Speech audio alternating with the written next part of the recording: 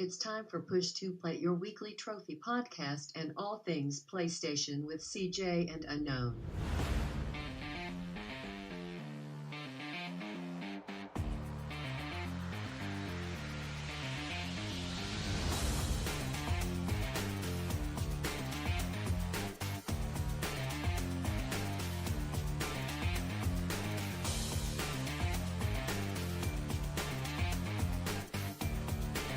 Hello and welcome to Push to Plat, episode number 2. I'd like to thank you for returning and joining us. If you are actually just grab that. I'm halfway through my first coffee. This is great.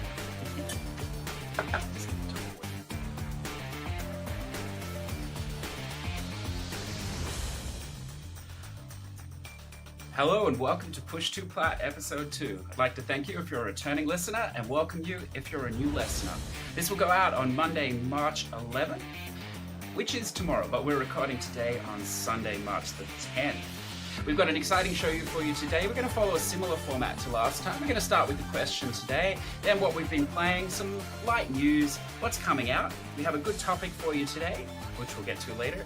A little bit of the quick, easy spam games of the week as well. So I'd like to start off today by introducing my co-host, Mr. Unknown. How are you today, sir? Hello again. I'm pretty good today. Excellent. And it's been a busy week. It has. That's why we're doing it on Saturday, my Saturday or Sunday. But That's true. That is true. Life always seems to get in the way, I think. But in a good way. So I thought we'd start off today with... in a good way. I don't know about a good way, but all right. well, it was work for you, wasn't it? So I suppose it wasn't always Yeah, great. exactly. It was work. It was work. Well, I mean, everything is work these days, isn't it? You know, we work to live to work, yeah? Same? Sure, whatever. So the first question, well, I'm rewording it as a question, comes from 000 Days 0001. And I haven't heard a username like that since I played some internet poker with some Russian bots. So, you know, if you are Russian, Well, it's I like apologize. those Call of Duty names are like XX Call of Duty Master X _00 underscore XX. Yes. Well, Yeah. I mean, there's no chance of getting your account hacked, I suppose, with a username like that. You're probably quite safe. But anyway, so his general point was, like, how accomplished do you feel? So I thought, you know, that's a very broad question. Does it mean, you know, do you feel accomplished in life? Do you, feel accomplished in just waking up in the morning, which, you know, is an accomplishment, I think, most of the time? You know, do you feel accomplished in love? What do you feel accomplished in? So I thought, you know, rather than, you know, open the question to the world, we just narrow it down to whether you feel accomplished in your gaming this week, Unknown. So how accomplished do you feel? This week, well, I got to barely do anything, so not very. I did play Kingdom Hearts though, which not a lot of, maybe like 10 hours of. I guess I feel a little accomplished in that, even though it was mostly watching cutscenes. They were good cutscenes nonetheless. But yeah, that's basically my gaming for the week. Oh, well, that was short and sweet. We can probably wrap it there. Thanks for listening. Oh no, we could go for a little bit longer, I suppose. So, I mean, do I feel accomplished this week? Well, of course I feel accomplished. I mean, why wouldn't I feel accomplished? As I said, I think just waking up in the morning is an accomplishment, particularly as you get older. But I do feel accomplished. There's no doubt, I think, in the last 2 weeks, I've felt swamped with games because there are so many coming out. And the need to play just 5% of everything that comes out is a massive push on myself. But, you know, I'm going to grind through that and continue on at that level. I did hit a 10% on a couple of games this week. So that was an unusual thing. So I would definitely feel more accomplished. Thank you. Good job. But don't worry. The only thing I platted took 18 minutes. So, you know, that was or maybe a VN as well. So there was a little bit of accomplishment from my end as well. But I tend to be a positive person that feels accomplished about everything. So I don't know that that's anything to write home about. But I do thank the Russian bot for his question. And please feel free at any point to continue pursuing my profile and continuing to see me slowly climb to the 7% mark as we go throughout the year. So over to what we have been playing this Big goals, 7%. Well, we've got to start realistic, I think. You know, I mean, 7%. That's Slow and steady, right? that's exactly right. I'm looking down the list and I see a lot of 2%. So, you know, maybe 3% is realistic, but we'll see what happens as we go. What have you been playing this week? I know you mentioned Kingdom Hearts, so you've put a little bit more time into that. Yeah, I played not Word Search. I still have not played that in like a month Mhm. because I don't know, shouldn't have started it. What else did I play? I played a game called Albert and Otto. Hold on. Let me bring this list up here. That's all right. While you're doing that, can I just ask, do you have a plan for that word search? Are you going to chip away at it? Are you just going to continue to ignore it? Or what's the One plan? one day I'll go back to it. So it's definitely on the back burner. Okay. I was chipping away at it a little bit, but I don't know. I was just, working whatever, plus wanting to play other things. I can understand. It's not a very good game to stream. Not particularly great. Okay, so yeah, Albert and Otto. Actually, when I started this game out, I thought that it had a plat. So I was like, 5-hour plat, sure, we'll do it. Did not have a plat. It was a good game. It had some tricky spots to it. You had to beat some levels without dying, or beat some sections without dying. Beating the game without dying, like 5 times or less, was not that bad, because you could cloud save. I think though, when I did my run, I think I actually legit got it with under 5. Like I didn't have to download any saves. Well, I mean, I was downloading saves, but I think it was less than 5 times, like 3 or 4. However, trophies glitched on me, so I had to do 2 of the no death sections twice, which unfortunately were like the hardest things. But it was a game I significantly felt improved at. I don't know if you've ever played those, or you just like feel like, oh, this is like super hard and ridiculous, and then like towards the end of it, you just feel like not like a master, but you just feel good. You're like, oh man, I got significantly better in the several hours that I played of this. Yeah, I mean, like when I was playing the run for the no deaths and stuff, I mean, those sections weren't really giving me all that much trouble like they were early on. I mean, I guess once you like figure out the timing of jumps and some of the mechanics, there's this weird like throwing mechanic thing that I didn't figure out until like 3 hours in how it actually worked. I thought you had to hold the right stick to like where you wanted to aim it. Like if you had it at a 45-degree angle, you'd put it at a 45-degree angle. But it was more so like you had to hold it right if you wanted it to go in a clockwise circle around your head and then eventually point right, if that makes sense. And then you could let go of the stick and then just like hit R2 or whatever to just drop the rock or whatever you're holding, which I didn't. That's not how I was trying to operate it earlier on. I liked the game. Apparently, there's going to be more episodes what type to of it. game is it? Sorry, is it a platform? It's like a platformer, like a puzzling platformer. And does it have an ending when you say there's more episodes, or does it feel like it's going to carry on? Says like end of episode 1 to be continued. So okay, definitely more episodes then. Yeah. Well, one of the trophies it says finish episode 1 without deaths. Okay. Or with less than 5. So actually, when I was reading it earlier, I was like, finish episode 1, so I just got to do 1 level, right? But no, there's chapters within the episodes. I think if there was another version that came out, I'd probably be better at it just because I played the first and I know the controls. But who knows? Maybe they make it significantly harder. Are all the trophies at the moment just for episode 1? Like they haven't released episode 2 trophies? Yeah, there's no not as far as I'm aware. Yeah, it may be worth listeners just to check out because that's actually not that new a game, I believe, either. So I'm not sure where they're at with potential future episodes, or perhaps it's a discontinued line at episode 1. I do know when that game came out. I know it's been out for over a year, possibly longer. I'm not sure. It is. Maybe they're like, nope, we're not doing it on DLC. Too ambitious. We had plans for it, but things happen, things change. Yeah, and I mean, maybe it's a long time coming. Some things take forever. So definitely worth checking out. But you could still make 100% by the sound of it with just the first episode. Yeah, I mean, if they had DLC, maybe they tack that on to the same trophy list, and you got to do that for 100%. I don't know, but that's not out yet, so that's not an issue. It's good.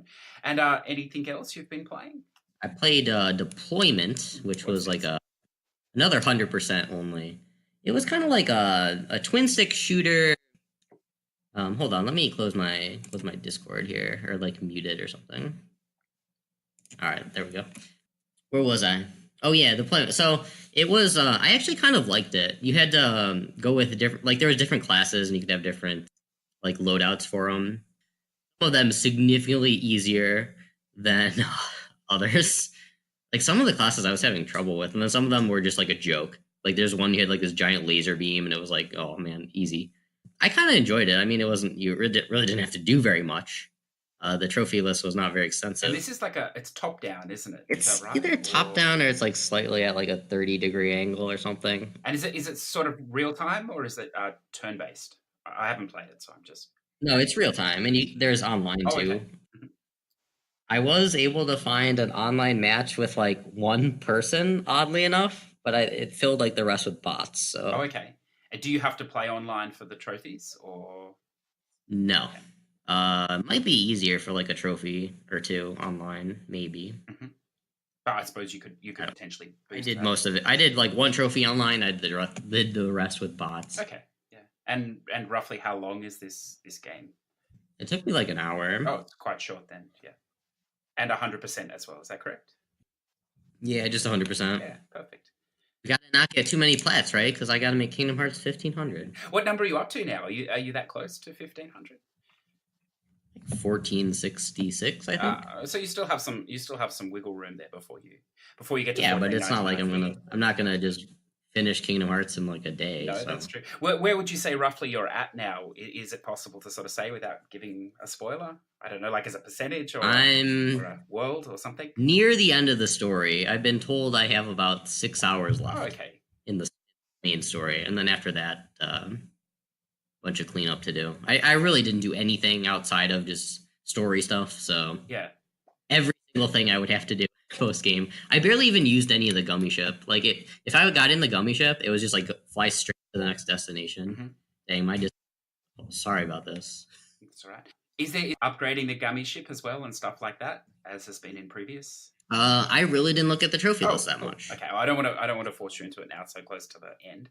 I mean, it was like if I see a game that I just want to enjoy, and I just see that there's like no missables, I like won't even look at the trophy list or won't look at much of it at least.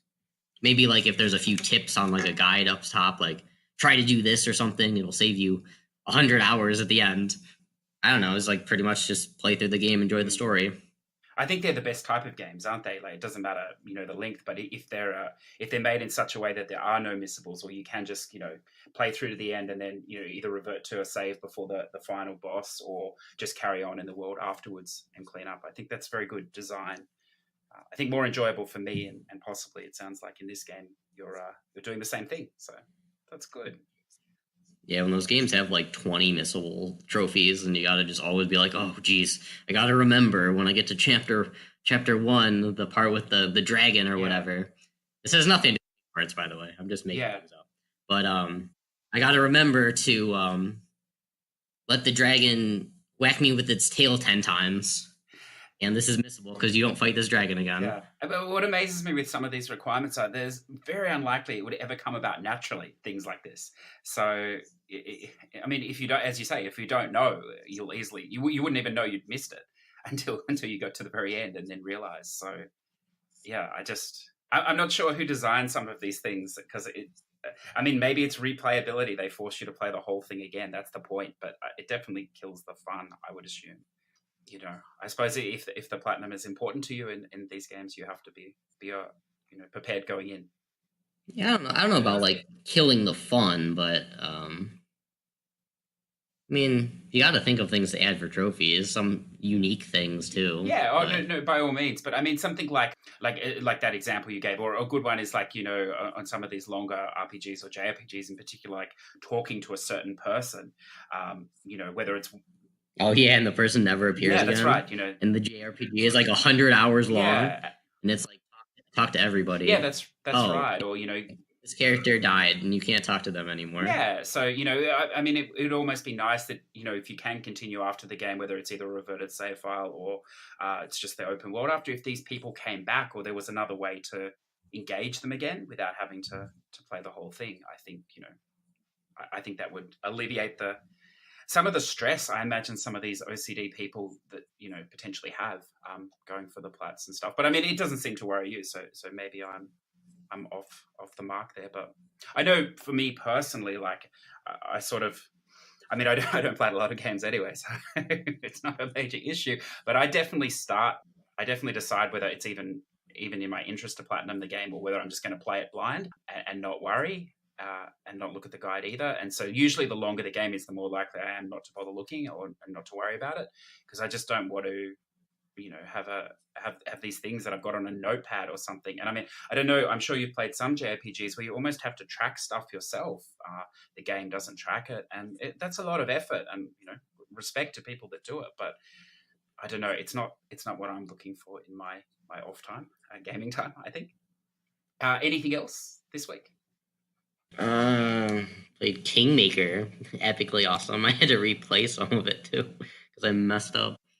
Those miserable trophies we were talking about. There was a rat I forgot to click on, and I was like, "Oh shoot, I forgot to click on a rat." So then I had to like redo an hour of the thing. Luckily, I had a backup save and didn't have to do the whole thing again. Yeah, these are the Artifacts Mundi games. Yeah, the point and click. Yeah, I don't know. I'm kind of getting. I think for me personally, I'm getting kind of sick of it just because I'm usually using a guide. I think doing it like legit without a guide would be really fun. Maybe not really fun, but it'd be enjoyable for me, I think. However, it's gotten to the point where I've done so many with just using the walkthrough and whatever that I'm just kind of like sick of them. Yeah, they kind of for me, honestly, like walkthroughs of all these. But it's like if you don't use the walkthrough, you're gonna miss that rat trophy or the animal trophy that I missed. Cool. I mean, almost 80% of the trophies are usually missable in those games, aren't they? There's a lot, not just one or two usually. I mean, I would probably do it on expert. I probably would do it, do all the puzzles without skipping. Mm-hmm. The collectibles, if I knew to look for one on every screen, probably could get that. But it'd be stuff with the weird things like not hit 5 animals, but get them to make noise or whatever. Stuff like that. But it would take significantly longer too. Like 15 hours instead of 2. Yeah.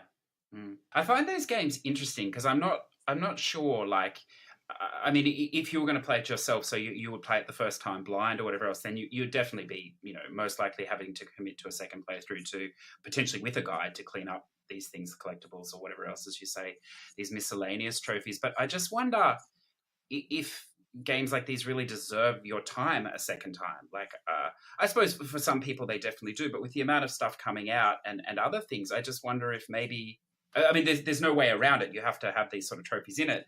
And if you're playing blind, you are probably going to miss something. So I suppose it's personal preference, but I mean, playing with a guide, most of these games are around 2 hours. Would you say? Some are like 3. Some require 2 playthroughs. Yeah, so if you played without a guide the first time, blind, I mean, I reckon you could be looking at 8 hours quite comfortably in some of these games. I don't know. What do you think about that? I don't know, maybe more. Yeah, more. I'm not sure. So you're moving potentially from a 3 to 4 hour experience to a 15-hour maybe experience, which is, again, it's totally fine if these are your sort of things. But with so many other things coming out, I suppose it just comes down to whether, I mean, it'll always come down to the value of your time and whether spending the 15 hours playing it twice is what you really want to do, or move on with something else. I mean, would you agree? Like, well, I'm thinking if those 15 hours, I mean, if that's a fun game for you, I think those are 15 hours well spent. Yes, of course. If you're just trying to get the trophies quick, then, I mean, you're probably not, I don't know. I don't want to say you're probably not having much fun, but if you're trying to get through it to get to other games. Yeah, I'm just not sure. I mean, then it's a different story. Then this is a genre that I really like, and I really like to just play it. Like, for me, an example would be like those P-Cross games, like Pick a Color or whatever. They got several now, but that I really like, and that I really like doing without a guide. It's relaxing to me, and I enjoy it. So like those I did without a guide. I think the third time I used the guide for like a couple of the puzzles, like towards the end. Like the first time I did it without a guide, it took me probably 3 times as long as it would have taken. I liked it, so it was nice. Yeah, of course. And I mean, more power to you if you do enjoy them, of course. I mean, they're very formulaic as well, I think. Like, I mean, you've played enough of them to see that as well. I think the more you've played... Yeah, they're very similar to each Yeah, so other. you start to understand how the puzzles work between the games. You start to, as you said before, you understand there's probably going to be a collectible on every screen. So these things, That's usually what they've been doing yeah, and nowadays. the later ones now click the animals and stuff that's coming up more and more, or these type of things. So I mean, they are for me. I think maybe the more you play, you get good at them. It's sort of, Easy. yeah. I don't know. I equate it to sort of like a cryptic crossword in that, they're incredibly difficult when you start out, but when you start to learn the mind behind the, if you continue to do the same crossword authors one, you start to understand how they think, which I think is far more interesting. It's a bit like games like The Witness. For example, you need to understand how he thinks to sort of understand how to solve the puzzle. You have to step outside, and I think these games on a much lighter scale, a much a smaller scale, of the same thing. Once you see how they work underneath, they sort of flow better, I suppose, or easier. And I suppose that's where the enjoyment comes if you like to think in that way or something else. But yeah, it's interesting. Yeah. I mean, I'm thinking a lot of enjoyment in that is like once you figure out what to do, it just feels good because you figured Yeah, it out. exactly. And I mean, that comes back to that sense of accomplishment. Thank you, Russian bot. That you can do it. You have figured it out. And I suppose that's the thing. If you use a guide, maybe you don't have that sense of accomplishment. You just or whatever else. I mean, you could do it and not see those patterns, I suppose, unless you've done a ton of them. But again, it's a time thing, and I suppose what you do and don't enjoy yourself. So. So cryptic crosswords, you're a fan? I've never met another fan of cryptic crosswords. Oh, you do these as well, or I used to. I haven't done one in a while, but I love yeah. them. So oh man, this wordplay and stuff and these yeah. they were good. Yeah, well, we're sort of off topic here, but We are. So I mean, not this as I'm going to continue it for a second more. Not that this has anything to do with gaming, but I mean, it's sort of the meta game of gaming as well. That I think that's what I found. There could be a cryptic crossword game with There could trophies, be, though. yeah. I mean, it's gonna be a joke because someone's gonna post all the Yeah. answers. However, you could do it yourself. Well, when I started doing cryptic crosswords, my problem I was couldn't solve one of them. yes, yeah. My problem was that I didn't have a particularly religious upbringing, which is fine or whatever else, and no judgment on either side. But one of the challenges when you start doing crosswords, and sometimes cryptic crosswords in particular, is they do require you to have a reasonable knowledge of religion and the Bible. There's a lot of quotes and different things that come up, and if you haven't had much basis in that part of it, I don't know for you if you've seen that in some of the ones you've done, but when that's a total gray area for you, it can be a challenge. Why are Australian cryptic crosswords so religious? No. I mean, it's you could do it. Usually ones I get are from like UK or something. It seems like the writers. I see those more than like American writing cryptic. Yeah, I mean, it's not like the whole thing. There might be a reference. The spelling will be like a UK spelling a lot of the time. Yeah, but they're excellent for your brain. So I mean, if you don't do them, I would recommend it. As you go along. Anything else you've been playing this week? That's quite a bit. That's pretty much it. Cool. So I mean, Quest again, but I already played it, so not really too much to comment. It's easier. Yeah, I was going to ask. So it's definitely quicker the second time. Yeah. Yeah, I did most. I had to look up where like 2 collectibles were, but other than that, I would do most of all of it. Yeah, good. I actually was sitting on the fence about that game because it's definitely going to frustrate me a lot. But for some reason, I'm going to give it a try. So we'll see how that goes. I don't have a lot of hope in my ability on my frustration levels on that, but we'll see. We'll see what you can do it, CJ. I don't know. You can. Well, if I do it, it'll be a massive accomplishment for me, I'm sure. So I'll let you know. So what have I been playing this week? Well, I did finally. The EU stack of Daggerhood appeared. I don't know. Sony were determined to hide it on the store, at least over here in Australia. But that I finally managed to find that and do that. So I know that impresses you at 18 minutes. I'm getting quicker. I don't know how many more stacks I've... Wow. Well, I think the first time it took almost I'm not particularly good at these platformers. It's always a jump somewhere in it that I just can't make, or sometimes I make, but not 100% of the time. So, and usually it's a jump that involves death underneath it if you miss. So some of these things, like you're on fire with the time and then you suck in 5 minutes trying to make the jump. I know this wouldn't happen to someone of your legendary abilities, but for myself, It comes up every now and then, but there was only one in that Daggerhood game, so very easy. And I may be able to break 18 minutes on a Vita version. We'll see. We'll see what happens. So what else have I been playing this week? So I played some Creepy Road. So this game, we talked briefly about this last week, that it was similar to this Guns, Gore, and Cannoli. Is that?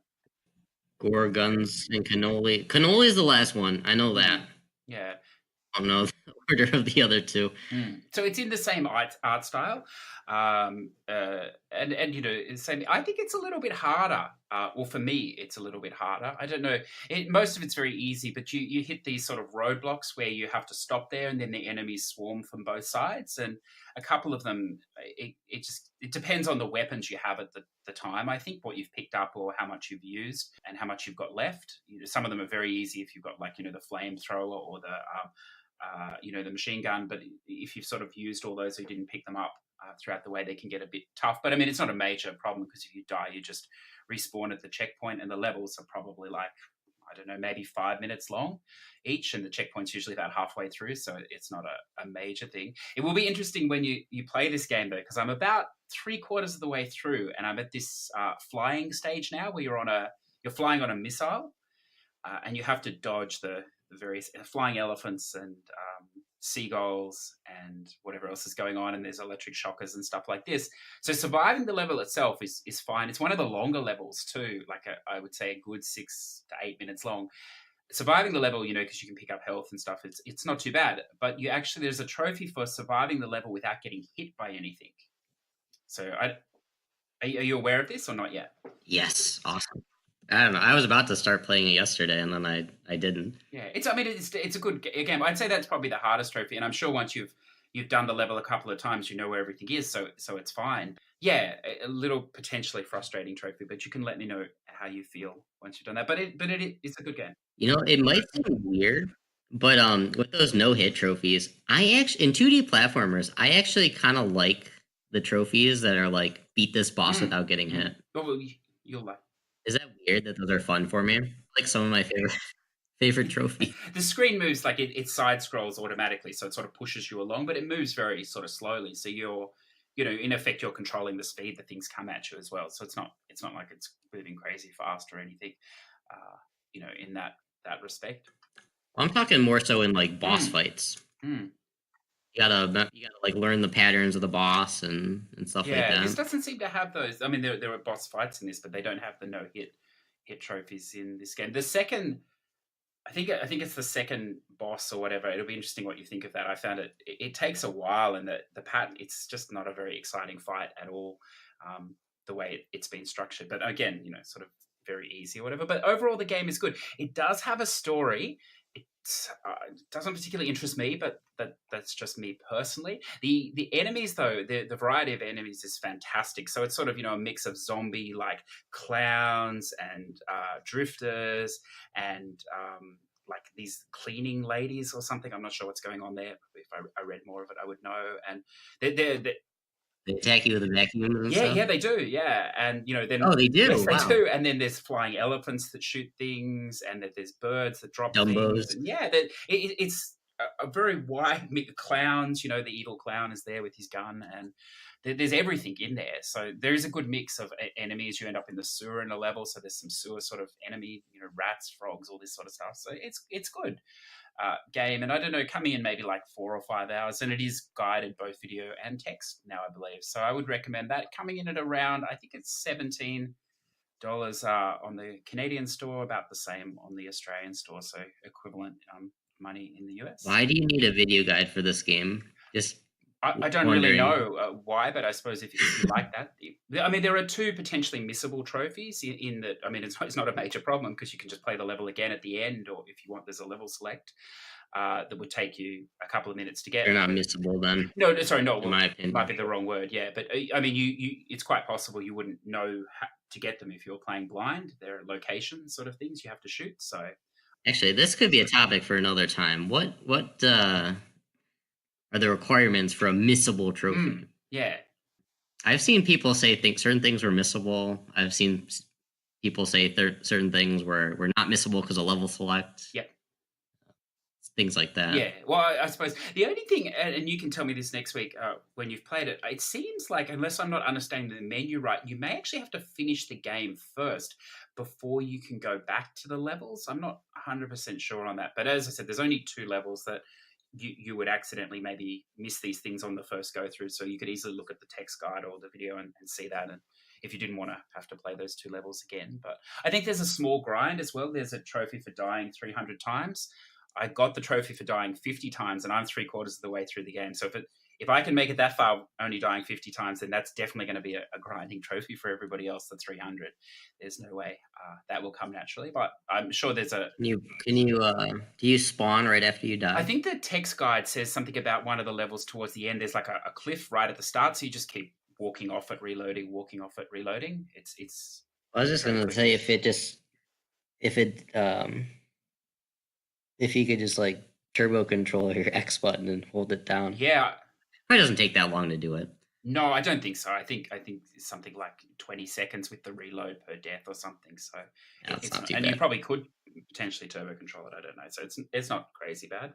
So I definitely recommend that game. So then I did some digging on the store because last week when we talked about the games, it was before the drop and there wasn't a lot of information. And to be honest, most of the stuff I buy, I don't tend not to read a review for anyway. I just jump in and see what happens. Sometimes that works. Pretty colors that is attractive enough to buy. I mean, sometimes it works. Sometimes you buy games that brick your PlayStation console, Anthem. But all sorts of things can happen, you know.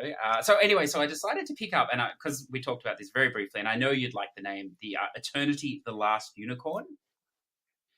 Someone mentioned this to me the other day. Oh, really? I still what about exactly what it is? Sort of RPG or something. Yeah. Well, it's not a Hannah Montana clone or a Disney or Barbie thing, which I was disappointed by. So it's by Void Studios, the developer, published by 1C Company. So they classify it as a role-playing RPG, an adventure, and obviously an indie game. And wait, a role-playing RPG doesn't RPG stand for role-playing? Yeah, sorry. I was reading straight off the sheet. Oh, okay. I thought that was in their description. Yeah, so adventure, RPG, I suppose is a better way of saying it. It is only single player. There's no online, no co-op, no 2-player stuff or anything like that. So it's how to describe it? So it's got fixed cameras, so that can be a little bit annoying. So you're running and you have no real control over when the camera will change. So you're going around a bend and it will change, and sometimes you're running towards it, sometimes it's behind you. Most of the time it's third person over the shoulder behind you, but not all the time. So that does lead to a few little spots maybe you could accidentally not realize you can go to for a moment or two, just the way that the camera works in it. But it is very linear. The game as well. It is quite beautiful in a, I don't know the proper term here, so I'm going to say in a Switch style. So I don't know. You played a little bit of Switch. Like Switch does an amazing job of creating real beauty on a really low powered system, but not beauty that you would see, say, on the PlayStation 4. With the refined graphics, 4K, and all this other stuff. So it is quite beautiful, but don't expect to see like a AAA graphics or whatever else. The combat system is good. It's a little bit almost a little bit like the Batman style of combat, I suppose, where you've got your heavy strike and your mid strike, or whatever else. You've got some magic you can use as well. It's not an easy game by any stretch. I'm noticing that no one still has the platinum, and it's been out almost a week now. In fact, most of the trophy percentages are quite low. I think that's because there's very few trophies at the beginning. It's also not hugely clear at times what you're supposed to do and move forward. It's $30 on the Australian store, so it's probably a little bit much for a speculation game if you're not sure. But if you're sort of into games like, and this is like a real throwback, like Baldur's Gate from the PC, maybe even like Divinity: Original Sin, if we're looking at newer games, if you're interested in those style of games, I think you'd like this if you go in knowing that it's an independent studio with obviously a much smaller budget. But I don't know, it could be a game that you would like. Unknown, I think, maybe, but I'm not sure. Does it have anything to do with this Last Unicorn movie made in 1982? Animated by the villainous King Haggard, who plots to destroy all the world's unicorns. I don't know. Well, it literally is about the last unicorn. All the unicorns have died off, and you've got to do this stuff. But maybe it is.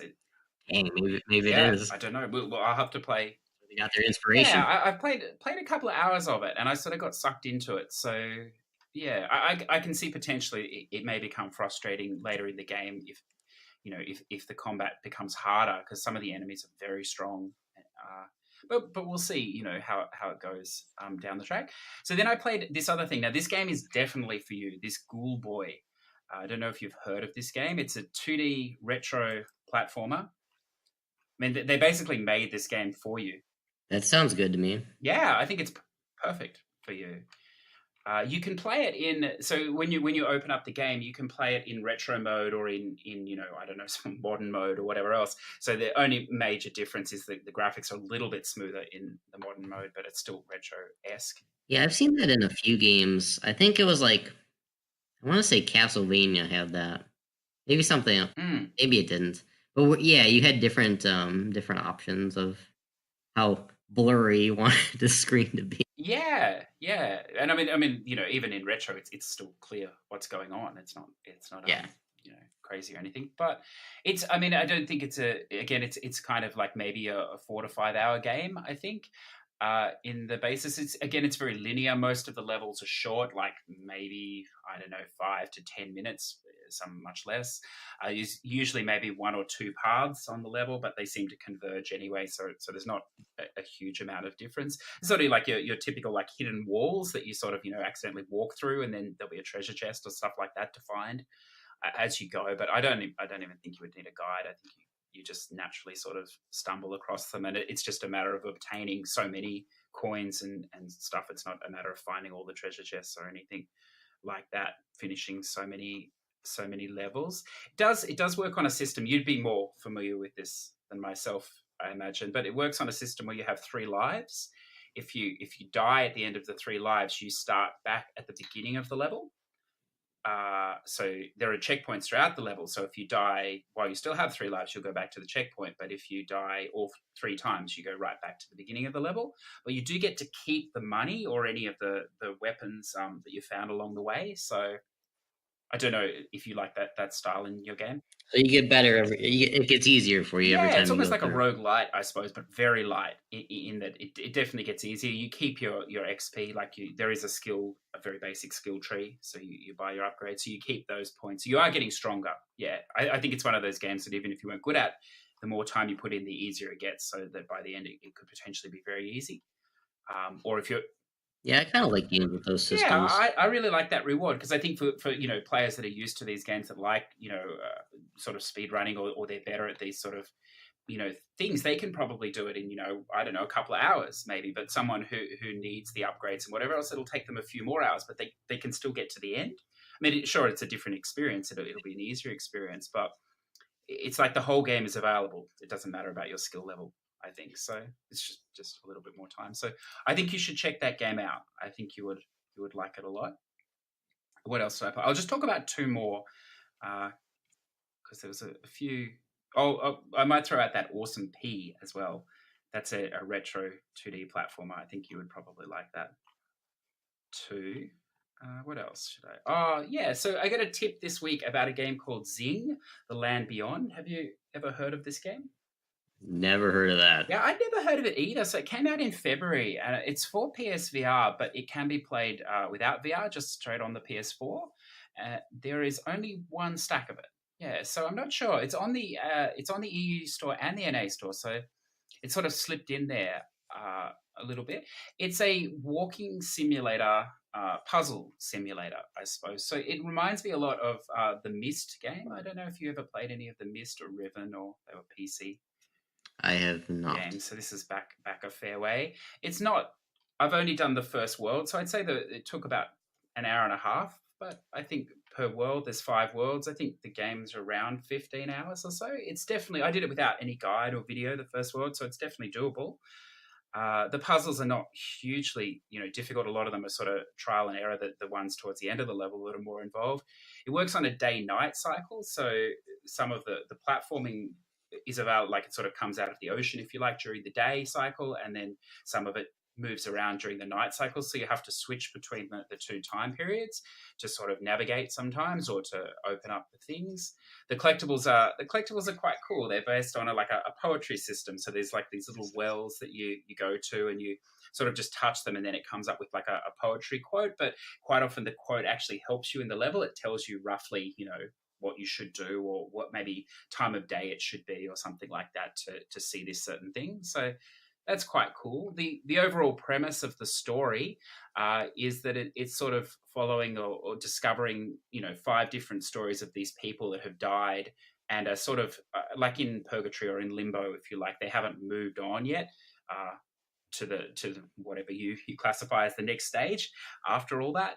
Zing itself means crossover, so it's sort of it's a nice sort of it's a nice story as well behind the thing. So it's a slow paced game.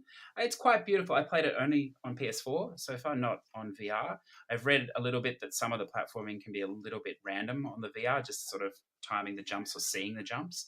But on the PS4 it I works. don't know. Platforming on VR doesn't sound good. Yeah, I think it's just a flow thing. Like when I started last night playing it, I just kept missing one of the jumps, and it's just sort of getting the timing a little bit because it's a little bit floaty, I suppose. So I imagine in VR that would be much more annoying potentially.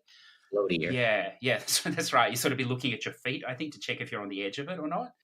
You can't sort of jump from the middle of it perhaps or something. But I think once you get the flow of it, it's good, and it doesn't really interrupt the flow. But it's nice, and I mean it'll be interesting to see if it gets much harder. I'd be happy for it to stay at this difficulty level for the puzzles, but and looking at the trophy percentages, they're all around sort of 40 to 50%. So I assume it doesn't get too much harder as it goes on. But it's nice. At the beginning, the story is a little bit cryptic. It's a little bit hard to know what to do. So if you do decide to play it and you get stuck, my only tip would be when you get the dolphin keystone or whichever keystone you choose to start with, throw it in the water, because in the pond, because the game doesn't actually tell you to do that at any point. So you can be walking around there for a while trying to figure it out till you stumble on that. But once you do that, the mechanics become pretty clear as you go on. So that's a good one.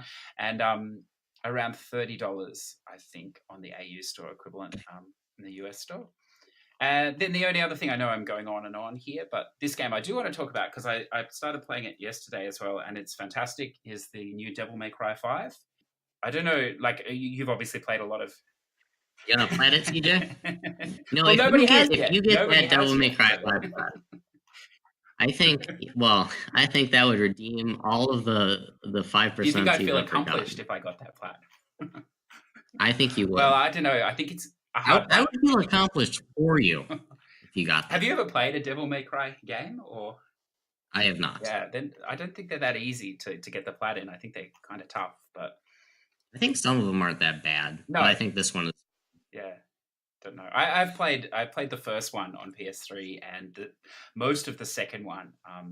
So I do know a little bit about them, but they on the mode I'm playing it on, it's fantastic. But I mean, this is by Capcom, and like Capcom is just on fire at the moment. Like I know your beloved Mega Man, is that Capcom? Is that where that comes from?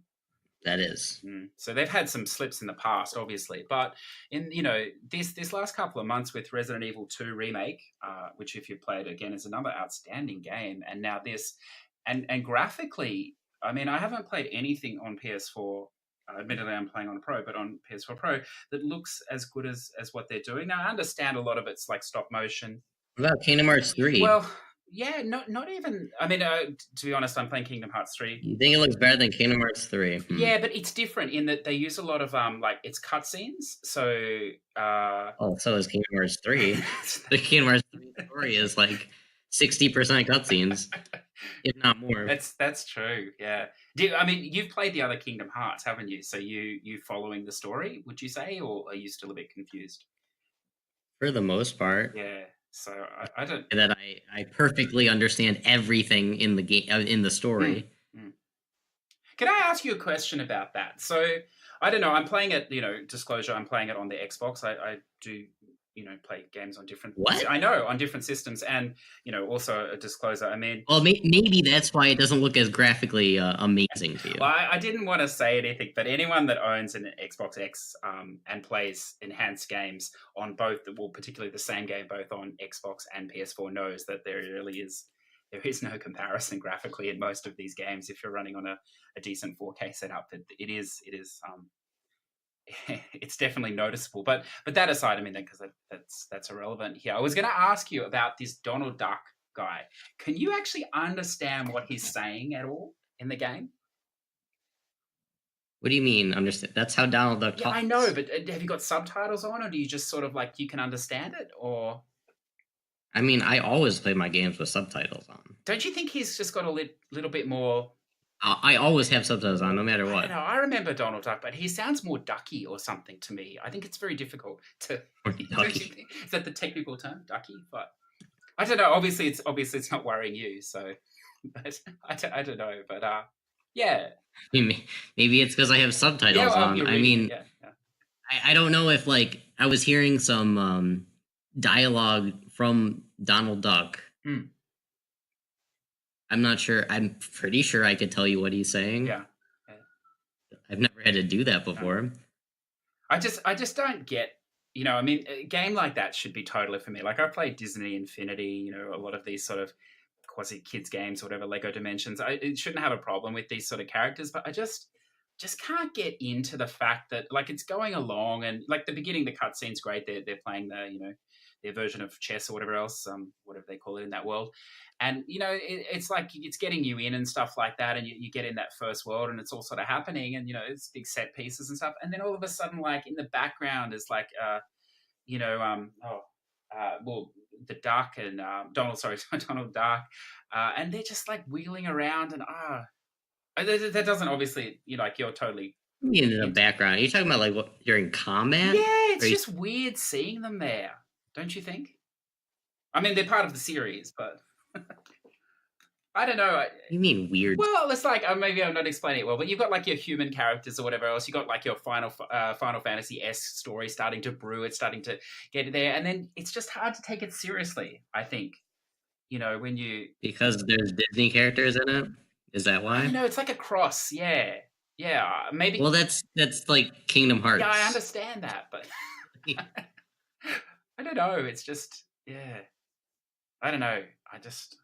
I mean, it was much more so like Kingdom Hearts 1 was like, that was basically like the whole, before they added all this Organization 13 stuff and whatever, it was basically just like, oh man, at least I feel like they were just thinking, oh, let's make this game, let's put Disney characters in, some Final Fantasy characters in, and then new characters, and that's what our game's going to be.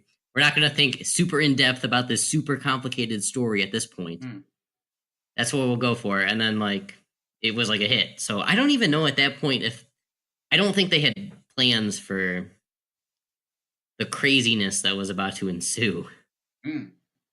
At least that's what I'm thinking. I don't know. Maybe they said this somewhere and I didn't read it. I don't know. Did you ever see an old character model of Sora? He had a tail and like cat ears. I saw that like the other week. I was like, wow. But he's never like that in the game, or? Well, he doesn't have a tail. Not now, but no, okay. So, no. I mean, they all seem to, no spoilers or whatever, I suppose I wouldn't know anyway if it was a spoiler, but it seems to be this big thing that they were all multiple people, or there are multiple people within them, or I don't know. It's very Inception-like, I think. That's a spoiler, CJ. Well, I don't know who they are, so I don't think it's a spoiler. I don't know. Well, I mean, it's a spoiler as long as you didn't play. I mean, if you just didn't play like KH3 or something, but if you didn't play a game whatsoever. Yeah. Well, I don't know. I guess it's a spoiler. I wish there was a speech therapist inside of Donald Duck so I could start to understand what was going on, but I'm not sure which characters are. See, the thing, another thing that saves you, makes you think you sound smarter than you are. Just say everything's a spoiler, and I won't tell you it, and everyone will respect you. No one likes people telling spoilers. So as long as you just say, well, this was a great ending, but I'm not going to tell you because I don't want to give spoilers. You don't have to understand every single aspect, but people assume that you're smarter than you actually are in regards to the story. Well, you're very unlikely to get an ending spoiler from me because I haven't seen most of the endings, so I couldn't spoil it anyway. So you're pretty safe there. And as far as sounding smarter than I am, well, that's a given. I'm very good at talking and filling in the gaps, I think. But no, look, I do. I mean, we segued into Kingdom Hearts. I do, like, as I said, I've only played like maybe an hour and a half or so of the first thing. I will carry on the X, as I told you. I want to get to the Frozen world, which I think you said is like 3/4 of the way through, is it, or something? Is that or somewhere in this ballpark? Maybe like halfway. Yeah.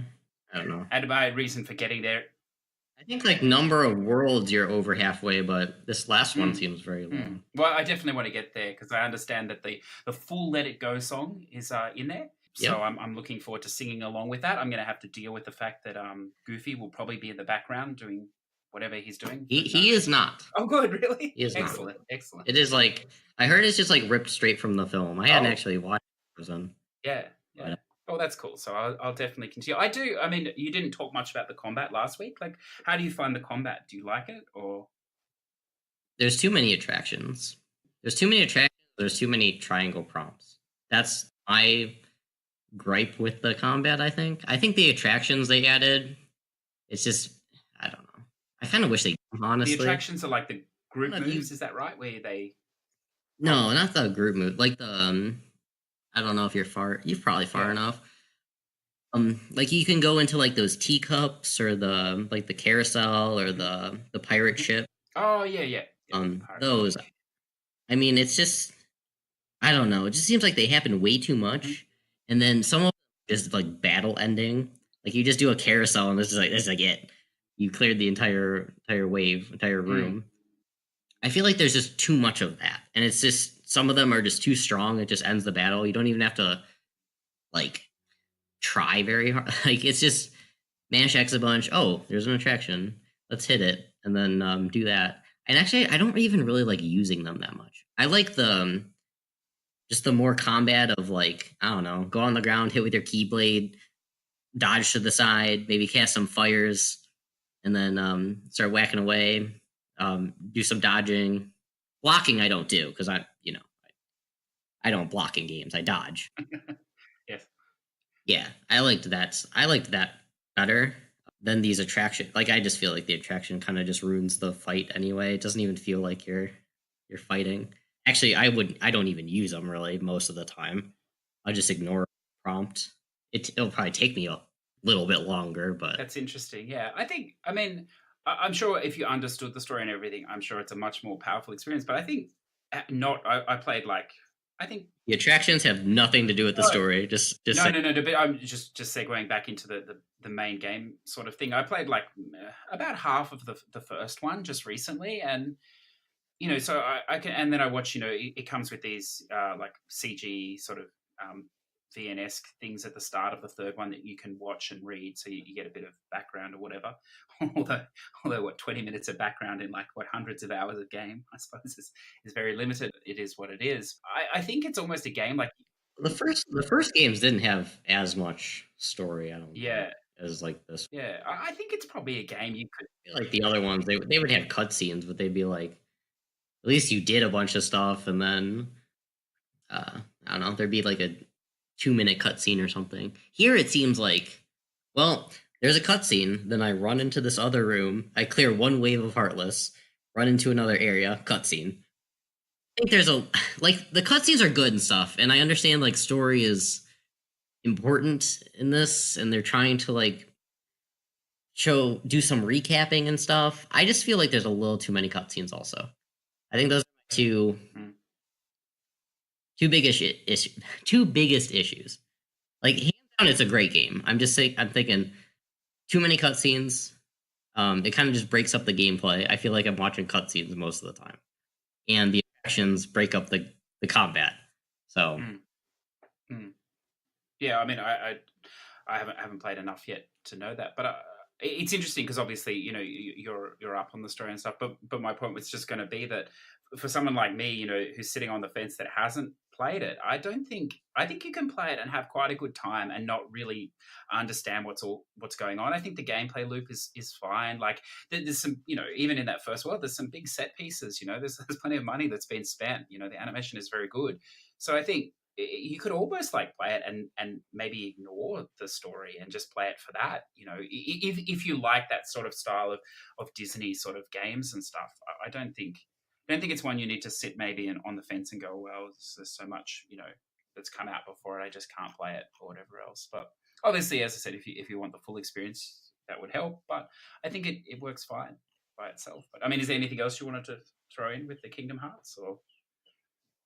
Not really. Yeah.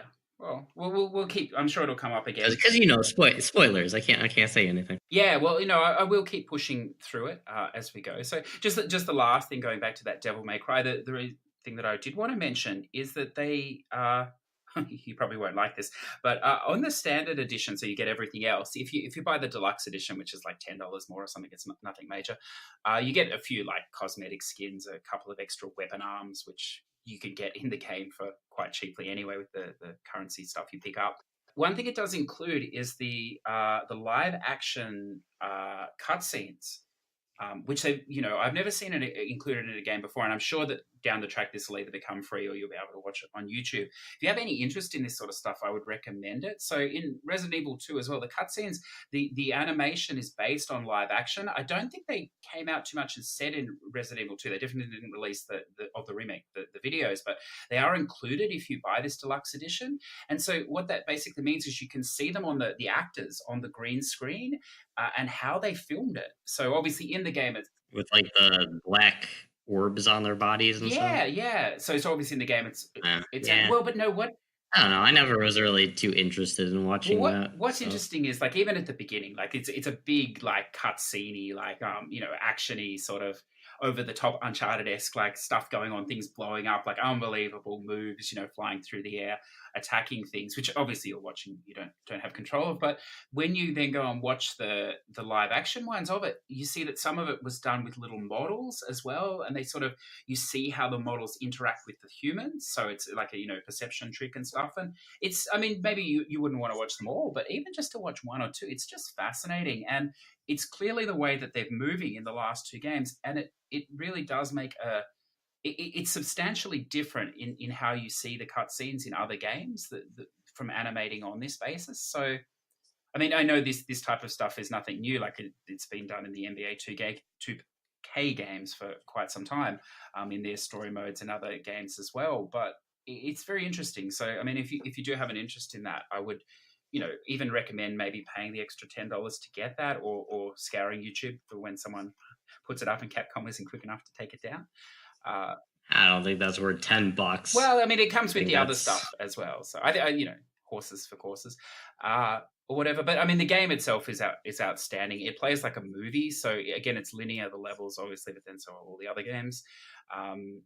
Or whatever else. I don't know what the variety is like on the difficulty levels, but of course there's multiple characters. So you play as Nero, not Dante at the start, and it sort of works in reverse order as well. So you see sort of what happens, and then it goes back in time to build to that point. So it's great, and I can't see myself getting the plat in it, but I'm looking forward to finishing it. I think it has like 18 or 19 missions, so there's plenty of gameplay there for me.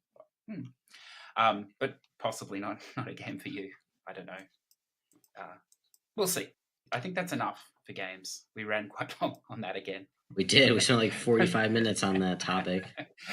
Yeah, you almost get the feeling like we enjoy playing games more than the trophies. I mean, hey, I think I like talking about the games we played, though. I mean, what's going on? We're supposed to be trophy whores. Like, what does the gameplay matter? What we should just feel accomplished from getting as many trophies as possible. But it almost sounds like we enjoy some of the stuff we play. It's strange. I don't know. Anyway, so let's move on to some very quick, so we get some sort of control back on the time here. Some news things. So the first one is the PS4 update, 6.50. So did you even know this happened? 6.5. Yeah, there was an update because I needed to download an update to play on my PS4. I didn't look at the details though. Did we have it other than improves performance or stability or whatever? The one that we always get. The one we get on the Vita after they decide to not make Vitas anymore. The ones we on our PS3s like a week ago, someone said, "Oh, I got a PS3 update." It's a pretty safe bet that will be included in there somewhere, isn't it? I don't know. So I mean, it just seems like maybe there's something behind the curtain that they're not showing yet. But their patch notes said that it adds remote play for iOS devices, so that's definitely a thing. That's cool. I don't understand this because I don't stream, but maybe you do. That you can now use 720p when you broadcast using Niconico Live. I don't know if that means anything to you. I don't know what Niconico is. You could use 720p before So though. maybe it's just for this. Streaming from PS4 onto Twitch Yeah. and YouTube, maybe on Twitch. I know you could. I never try on YouTube, but and maybe it's just a different system to use now. Can do 720. maybe. I don't know. So anyway, I mean that's irrelevant to me, and probably to most people. You know, I mean, you could and then start streaming, TJ. You could stream the variety of games. Yeah, well, now I can do it in 720p, which I don't even know what that means. So, but that'd be awesome for me. That's fantastic. And then this one. Now, this is just great. I mean, you know, there's a. I can see us getting a lot of use out of this one. And so, what it is that you can now change the button assignment. So you like that's amazing. Wow, finally we can remap buttons. But no, don't get excited. You can just change the button assignment on the enter options. So you can change the circle button to the X button in effect. So my understanding is this really only works on the menus. I don't even think it doesn't work in games or anything. Well, now, if you had a Japanese system though, you would have the Japanese like circle confirm and X to back out. So I could see that. I kind of like this idea. Yeah, I mean, for people with Asian accounts, of course, but well, it's not that. I think it's when you buy the system itself. It's pre. I don't know this for sure. I don't have like a Japanese system, but I heard that if you imported a system from Japan, your controls would be the circle to confirm and X to back out. So, I mean, if I was importing some, I don't know, special edition PS4 from Japan, I think I would like this because I think that would throw me off. Circle to confirm, X to back out. Well, that's a good point. When I play Japanese games, and I have to do that. That's true. Yeah, but I mean, I just wish they would create the option to remap buttons, or at least you can. Wow, that is an option. It's possible. Are you talking about within a game or just in general? No, I'm talking about you can remap you can change your controller. Oh, can you? Like the standard one? Yeah. Oh, I didn't know that. Okay. Yeah. I did it for X-Tunnel Touch or whatever. Okay. Oh, yeah, but you can't do it. I think it's actually the controller and not the system. I don't remember. It's been a while since I did it, but it's possible you can do it. Yeah, maybe it's controller. I know you can buy like these Uber controllers for more third-party controllers. So I'm sure it's possible, but yeah, if it was an easy, no, it's you go into like settings on your PS4 or something. Okay, cool. Yeah. Well, anyway, so they're the three main things for updates. So obviously no name changes, but that's still coming, and the the rifeness that's name changes, meh. Yeah, I don't know. If you're a digital buyer of games, I don't think you're going to take the risk by the sound of it from what's come out so far. But we'll wait and see what happens there. So then the second point, this does not come as a surprise to me. I'm not sure how over E3 and what goes on there you are. Unknown, and especially over the last couple of years. But EA Play have announced the dates for the EA Play will be the 7th to the 9th of June, separate again from E3, unsurprisingly. But they're not going to run any press conference at all this year. So following in Sony's footsteps, which just opens the door for Microsoft to come in and clean sweep. But they'll probably be the only ones there. But instead, they're going to run. Yeah, hopefully they don't come in last. Well, they will come in last too. They'll be first and they'll be last. Well, I think this is the year Devolver Digital just goes for it. They're going to take it all. Their press conferences are actually good, though. Yes, yeah, no, they're great. Yeah. It will be very interesting to see. I assume Activision and Bethesda. I mean, they've got to be seriously considering about what they're going to do as well, I suppose, in the wake of everything going on. Yeah, I mean, it's just moving that way. They've said instead that they'll be doing multiple live streams across the 2 days anyway. They haven't said what games they'll be showing yet, but it will include exclusive content from some of the most popular creators in the world. So I don't know if you have an opinion on that. Do you even care if there's a conference? Would you prefer live streams? I mean, I usually watch the conferences if I'm like home or something, but it's not like I get super hyped about, oh man, what's going to be at Yeah. the Microsoft conference or the Yeah. last year's conference or whatever. Yeah. I mean, I think the live stream's probably better. I mean, it'll probably show more gameplay as well. I mean, it'll definitely be cheaper for them, I'm sure. And you know, it's probably reaching those people that would have watched it anyway. I don't think it's going to lose people by not doing it. And I think it probably avoids some, you know, media backlash, especially for EA, especially in the position they're in at the moment. There's no need to maybe publicly put themselves out there. They can just present it exactly how they want to. If it's, you know, live stream or potentially pre-recorded live stream, perhaps we'll see. And then just Yeah, no, a lot of these conferences have just been like, well, we'll show you a trailer. The game won't come out for another 3 years. yeah, But exactly. it has nothing to do with gameplay. In fact, our game might not even look like this at all. Yeah, that's right. And I mean, it's not even Yeah. running. It's probably running on a high-end PC in the back as well. You know, this is not what it's going to look like either. But you know, anyway, so that's just interesting. I mean, it's just moving more and more that way. But I think it makes sense, and it's not a big surprise. Then I thought just briefly touch on the Division 2 that comes out next week. So obviously, if you've been anticipating that game, it's quite exciting. But they're selling a season pass for like $40 US on top. So it's quite expensive, I suppose. Maybe that's the standard, but it's very unclear what you're even getting for that money. So they've obviously put it out there, and a lot of people have bought it for the reason that you get the game 3 days early on Tuesday this week. But a lot of the stuff since then has been leaked that it will be available for free, so you don't even need to buy that necessarily. If you don't want the early access, there'll be 3 episodes that will contain story content, but all will be available for free. But if you do buy the year 1 season pass, you'll get it 7 days early if that's important to you. You'll get the specialists straight away. You won't have to work towards unlocking them, but what that actually means is a little unclear. You'll get exclusive contract missions that have backstory included that supposedly won't be free. But then it also goes on to say that through microtransactions, surprise, surprise, you can unlock any of this content anyway. So, I mean, I don't know. If I imagine if you weren't interested in playing it 3 days earlier, I don't know that the season pass would necessarily be worth it.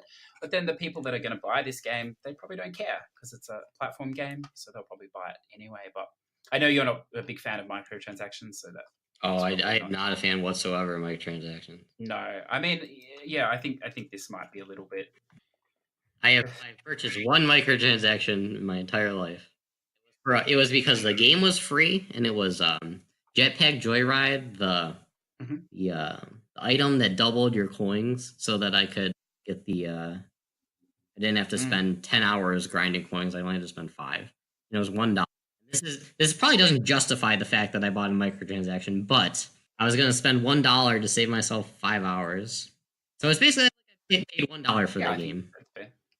Yeah, I mean, that's a separate issue. I think these time saver packs are, you know, I mean, for you, it's $1 saves 5 hours. But I mean, things like these Assassin's Creeds, they're notorious for these time saver packs. And, you know, I mean, whether you choose to buy that or not is totally your decision. And I think if it saves you time and you don't have the time, that makes sense. But I think in this case, it's just a little strange because the content's going to be free anyway, like 7 days later. So it's not like, you know, a normal season pass where if you don't buy it, you don't get the story episodes. So if you're impatient, you can spend some money, or you can just wait and it'll be free. That's sort of, and I mean, it's been very unclear up until about a month ago, you know, what it was going to fully include. And of course, they've been selling this on pre-order forever. So, you know, I think they can get away with it in this game because the people that are going to play it are going to play it for tons of hours and they're going to want everything anyway. But it's just it's just a different way of doing it. And I mean, you know, if this carries on, like if you're just going to drop in for the Plat and, you know, that's it, then it's almost definitely not necessary to have this season pass. I mean, even if these extra chapters get trophies, but yeah, it's just different. So I don't know, be aware. I mean, full disclosure, I've pre-ordered it. I intend to play it. I like the first one, so I have, again, no problem with it. But, you know, knowing this now, I don't know. If I didn't want to play it 3 days early, for my 5% 3 days early, then to feel accomplished, then I don't think it's worth it. And then the last story. So this is very sad for both of us because, you know, we love to skip a VN here and there. But the Vita production is officially shut down. What are your thoughts? Are you upset? Are you happy? Do you care? I want to say, like, it's probably an unpopular opinion, but I think I don't really care all that much. The reason being, it seems like all we get on the Vita now are like these stacks from PS4 Plats that are like super quick. Like we used to get like actual JRPGs and stuff like that on it. Some good games too. But now it's like, I mean, we had like Swap Quest and Severed and Gravity Rush, and like there were good games for it. It just, I don't know. I like playing on a TV screen more so than I like on a handheld. But that's just me. But like, just seems like now it's like most of the stuff you do on Vita are like you said, skipping VNs. We're not getting as many on the Vita now, though. That's true. Doing the Vita hack trick, whatever you want to call it, which is a topic for another time. Stuff doing that. People saying, "Oh man, we're gonna make this cross-buy with the Vita." I don't know. It just seems like a lot of the stuff we're getting on Vita, we're just getting on PS4 anyway, and it's just a lot of, I don't want to say like not in-depth games, but just a lot of, I don't want to say like not high quality games either. It's not the, I don't know the word I'm thinking of, looking for, but like I don't know, it's just stuff like Daggerhood and Heroes Trials and all that stuff. And then I've seen stuff about like people saying keeping the Vita alive and stuff like that. But it's like we're keeping it alive with games we're already getting on PS4, games that just, I don't know, they're not. It's not very impressive. The games we're getting on it. Yeah. No, look, I agree. I mean, yeah, I mean, it's been. I did a little research because I didn't know too much about when it started, but so it launched in 2011, sold 16.1 million units. So that's not a lot, really, at all, considering how long it's been around. For those that know, Sony stopped making games for it in 2015. So the games that are coming out aren't from Sony. They're all independent and mostly ports. They even ended the physical media production, so the cartridges the games came on last year, so that there are no more of those. So it's only a matter of time before any physical games stop on the system anyway. So I don't know how long the digital games will keep going, maybe forever, I suppose, or as long as they can sell them. Yeah, and like I mean, most of the stuff I was just playing on a Vita TV if possible. Mm. And I mean, I like 2D platformers and indie things. It's just it seems like we're getting it on the PS4 anyway, and then we're just getting it again on Vita. It's not, and it usually performs worse on Vita. Yeah. Like it's usually a lot laggier or something I just thought about. Like I hadn't considered this, but obviously when the production stops, there's still going to be a ton of them around. Not a ton of new ones, I suppose, but there'll still be secondhand ones you can buy. But I assume the price will go up and the scarcity. I mean, in Australia here, they stopped selling them like over a year ago.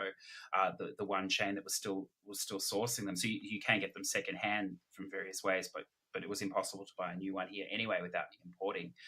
But as it slowly gets tougher and tougher, there's going to be a lot of games, and from a trophy whoring perspective, it's going to be a lot harder to access these games if you don't have one. So I wonder if it's going to, like, I don't know. Have you thought it'll probably change the? I mean, unless the PS4 gets dumped on even more with these short games, it will slow some people down. I think, don't you think? I'm thinking we're getting less on the Vita. I'm just thinking it's going to get to the point where people just decide to not. Well, I mean, it's probably just so easy if they have a game made for PS4 to just make it on Vita too. It's like no work at all. Pay to do it or something. Well, maybe a better way of putting it is that the division will become, it'll be harder to catch, to move further up, because a lot of these people, higher up have already done these Vita VNs or Vita games or whatever that are just not going to be, you're just not going to be able to get if you don't have a Vita or whatever. So, I mean, down the line, I suppose it will, if they don't bring out some sort of alternative. Talking about like higher up on the leaderboard. Yeah, like I mean, if you've done the Vita, yeah, but if you're new to trophy hunting, you just don't have a chance anyway. I mean, it's people that have. I mean, sorry, but it's people that have been playing for like 10 years. Yeah, it's not. You're not on the same playing field. You don't have a chance. I like that. Just give up now. Well, I mean, okay, like you don't have a chance at being like number one in the world or whatever. No, but I mean, there's more things than being number one. Like people might just like to get 100 plats or 200 plats or whatever their goal is. So, yeah, I agree. Like number one is not attainable. Yeah, you should. This is what you should do: is compete against yourself. Yeah, of course. Yeah. That is what you should be doing at this point. Yeah, no, of course. I mean, you have to do that. I mean, like, you can't. I'm sure people, they look at the top of the boards, and anyway, as you brought up before, there's team accounts, there's all sorts of things going on. So it's definitely only ever about yourself and playing what you do. But yeah, I mean, it's just, I mean, it's a little sad that it's finishing the Vita or whatever else. But if it ends, then maybe something else can be developed in its place one day. So it's better to stop resources being spent on something that's not selling and maybe redivert them somewhere else. So I guess we'll Actually, I think some of the best Vita games were those rhythm games. yeah. I don't know if you play those, but I just thought of that too. We had some of those on the Vita. Yeah.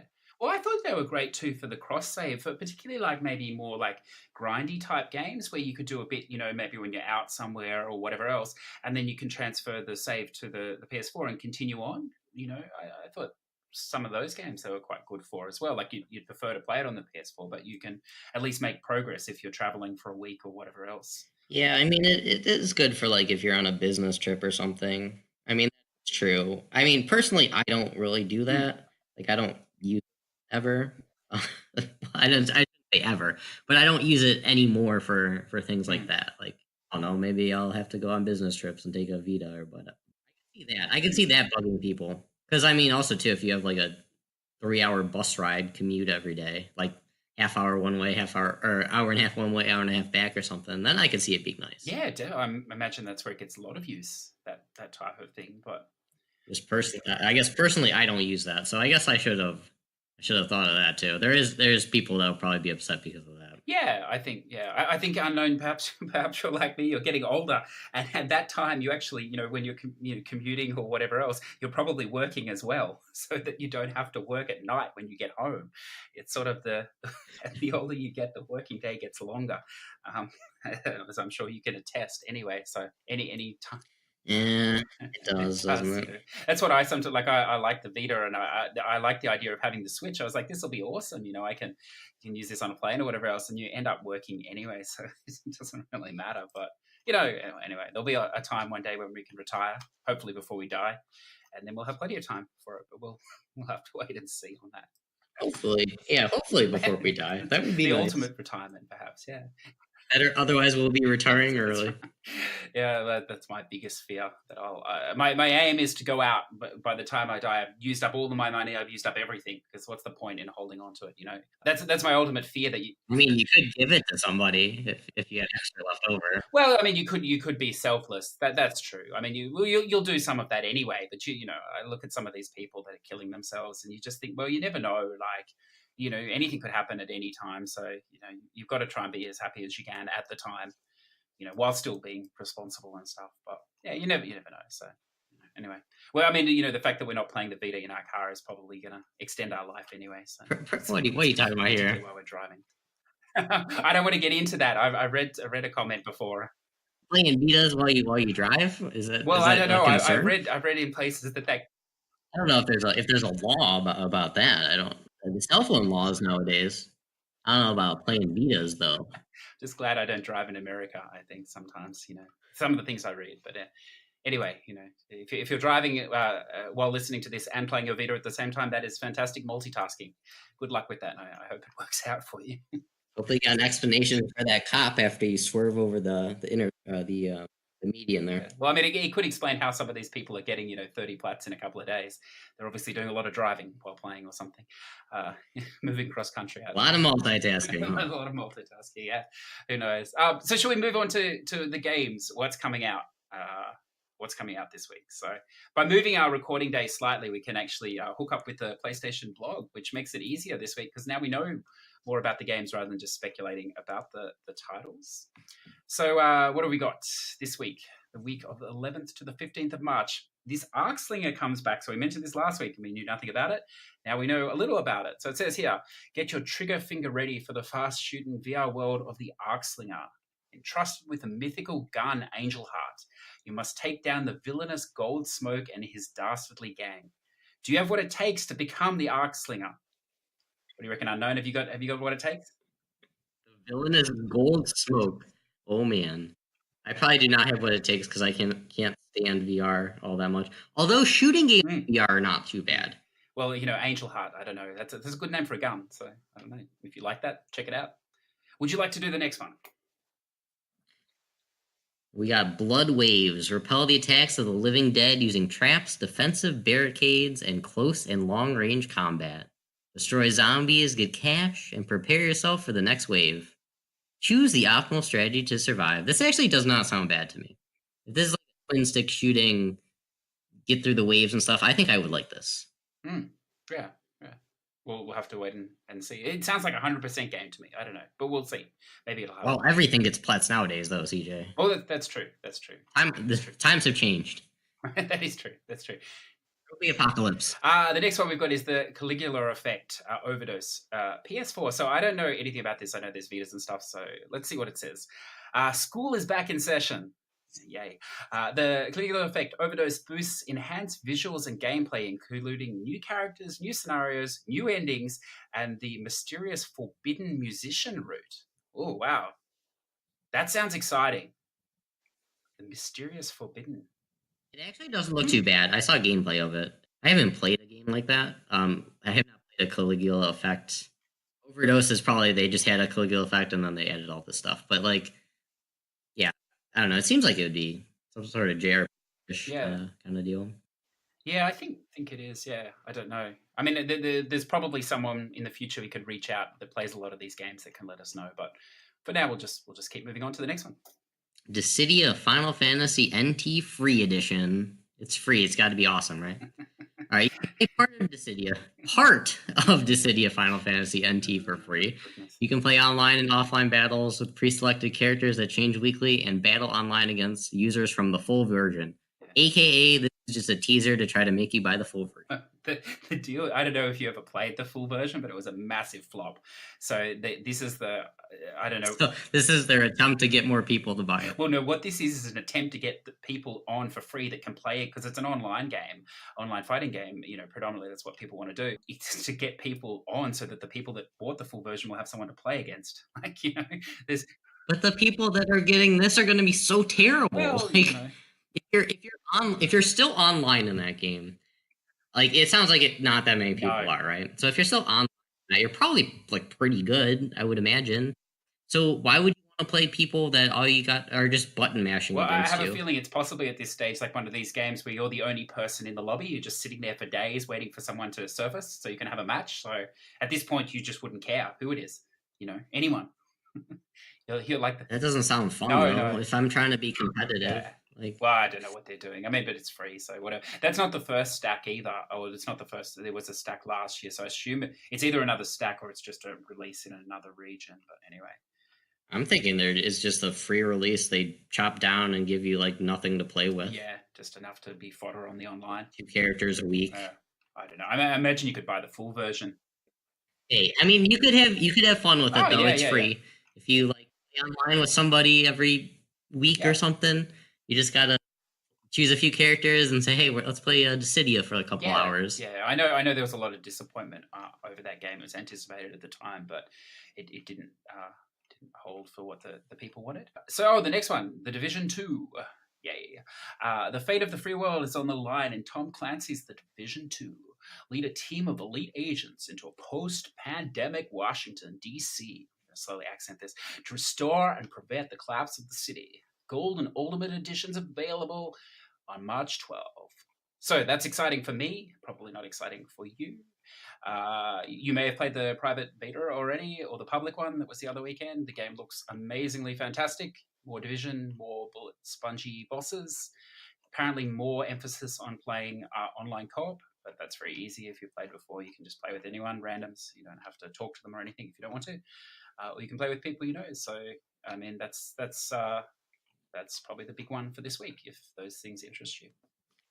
Ghost of a Tale, you are Tillo, courageous minstrel mouse on a perilous quest to find his true love.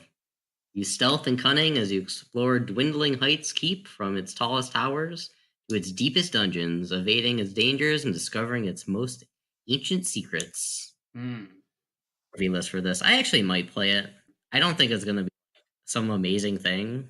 I mean, you're like, from what I saw, is like you're a mouse fighting other rats and mice and whatever. Mm-hmm.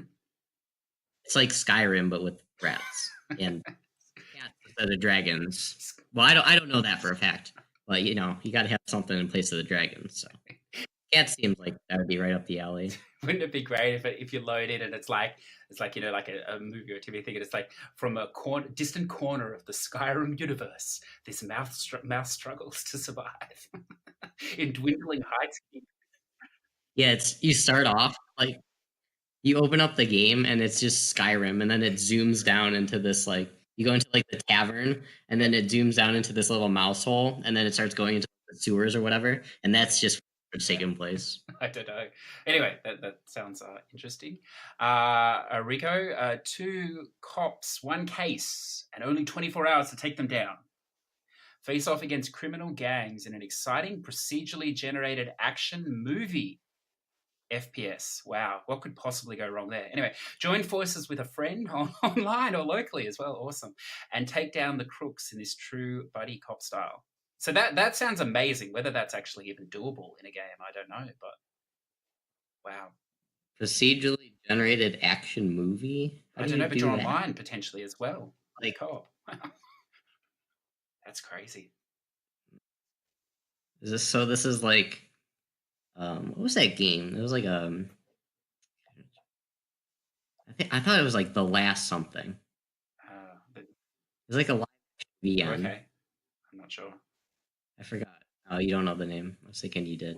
I mean, there's been some not last night. I can't remember what it was. Was it a movie? I think it's similar to that, but how do you make it a live action like that's the action movie part, procedurally generated though. It strikes me that it might be one of these things that, like it's got, obviously they've just filmed a whole lot of different scenes, and then it's almost like a choose your own adventure. Which one you pick, it just randomly gets spliced in. So it just gets. Yeah, but procedurally generated, you can't just sort of, I mean, you're going to shoot 1 million scenes. But it's procedurally generated. That's not how that works. No, technically, and it's basis. But I mean, they would have to have the scenes there, wouldn't they, to choose from, to randomly choose from. Yeah, but you can't procedurally generate it. Well, I don't know. Maybe it must be animated, I suppose, because it's not a criminal gangs. It says live action or generated action not live movie. Action. Well, it doesn't say live action. Yeah. It just says action movie. This is fascinating. Okay. I think. So it's going to be some cartoon. I wonder if you're playing in co-op, the person you're playing with, if they're seeing the same thing as you, or they're getting a different generated. Maybe they don't. I was playing some game online with somebody while I was streaming it, and they were looking at my screen and they're like, "Hey, that does not look the same for me." There you go. Yeah, I don't know. I mean, it's interesting. Like they had that. Oh, maybe that's the one you were talking about that you played in co-op. No, I can't remember the name of it. But that wasn't that. Get Out. Yes, yeah. But that wasn't a movie. Maybe it wasn't called Get Out. I think it was. Yeah, I think it's going to stump us. I know we should know. It's quite good. But that was the game where you bought it, and then you could your friend could play for free with you, but they couldn't get the trophies you had. Good idea. Well, it wasn't because they couldn't earn any trophies unless they bought the game as well. So they couldn't. No. Oh, but I'm pretty sure it unlocked. So if they played it with you and then later on down the track they bought it and still had their save file, it would sort of auto pop, or some of them would. I'm not sure, but anyway, yeah. So maybe it's like that. Anyway, I think I'll probably just buy it and see, because it sounds interesting. Well, because you buy everything and play it for 5%. It's asking to be played 5%, and I can feel that my week will not feel accomplished if I don't play it or don't try this. So we'll see. And the last one, Wizards Enhanced Edition PSVR, aka Magnus 2. Become a powerful sorcerer with a host of mighty spells at your fingertips and protect the realm of Meliora. Wizards is an acclaimed action-adventure game. How did they know it's acclaimed already? You must buy this game. With a unique gesture-based spellcasting system designed for PS Move controllers. Wow, this sounds like a Wonderbook or something, doesn't it? Like, there was a game. I can't remember the name. It was like this though. Something Quest or something. Mm-hmm. It was a Move game, not a VR game. Like this was like year after the Move came out, or 2 or something. You cast spells and stuff. Sounds similar to that. But who knows? Maybe it's like Magnus, and it's going to be Magnus quality. Yeah.